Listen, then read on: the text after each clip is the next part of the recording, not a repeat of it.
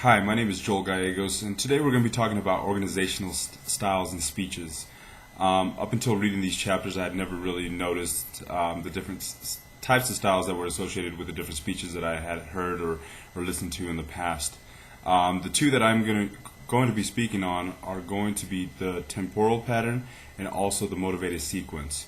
The reason I picked these two is because with the temporal pattern, it's one of the more common ones, one of the ones that you probably see most often. And in regards to the motivated sequence, I chose that because, first of all, I'm an athlete before anything else. I've been playing sports since I can remember.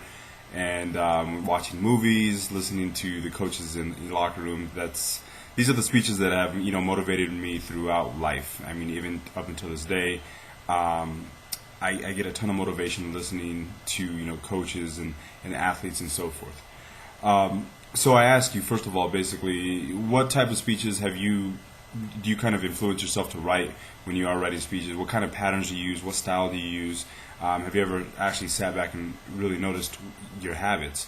I had never really done that until now, due to the fact that I'm new to being a student. So now's the time that I'm actually realizing what type of habits I have and what type of styles I use and what influences me and what motivates me. So first of all, we'll go over the temporal pattern. It's basically one of the more common ones. It's actually referred to also as the chronological pattern. Basically, it goes from past to present or vice versa. It's set up in specific time frames. Basically, like the majority of your movies, any movie basically starts off at the beginning of one time period and exceeds to the very end, which is the future. Some movies will kind of split it up, like Pulp Fiction. It took me 7 times to watch that movie before actually realizing how the movie was formatted and how it was actually what sequence the movie was supposed to go in. So that was a tough one. Very common in books as well. I mean, this is one of the more common patterns, like I was saying before. The next one would be the motivated sequence.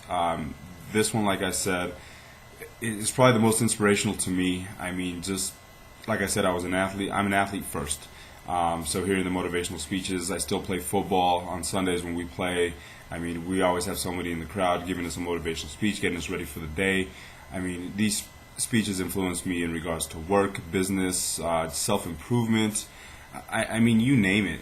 This is just one of the best styles I think that's out there in regards to speeches, and probably is being used a lot now, especially in regards to a lot of people trying to go into self-employment and so forth. It's a huge motivational factor. There are definitely 5 parts to the motivated sequence. The first one being is you want to gain your listeners' attention by referencing something that's personal to them. I mean, demonstrate a problem and address the audience's need. I mean, that happens in any motivational speech. If you're there for an athletic event or if you're there for a business purpose, everybody's there for the same need in a sense. So it's easy to demonstrate a problem with that and address the audience's need. The next thing you want to do is you can basically show how you can actually resolve the problem or solve it for them, which actually helps them motivate themselves. Basically show your listeners what life would be like once a problem is solved and so forth. Advise the listeners of the action to take to resolve the problem so they can actually take the initiative themselves to actually solve the problem for themselves rather than specifically giving them a guideline on what to do, but you actually kind of give them a path and they customize it to themselves. Basically, to sum this all up, I went over one of the more common organizational styles in being the temporal pattern. I mean, it's really common in books, movies, and so forth. I mean, you see it more than likely every single day. And then I also went over the motivated sequence, which is the most inspirational to me on a daily basis. I mean, I watch basically everything from The Secret to listening to motivational speeches from college coaches, NBA coaches, pro coaches, I mean, athletes themselves, success stories in business. I mean, you name it. They're everywhere, and there's just really, really great motivational stories to hear. Attached onto this as well, you will find a couple of great movie speeches that I selected. Number one being from the movie Any Given Sunday. Al Pacino does a really great speech in the locker room in regards to the team coming together, and he kind of influences it into life as well. So enjoy the speech. If you have any questions, shoot me an email. Thanks.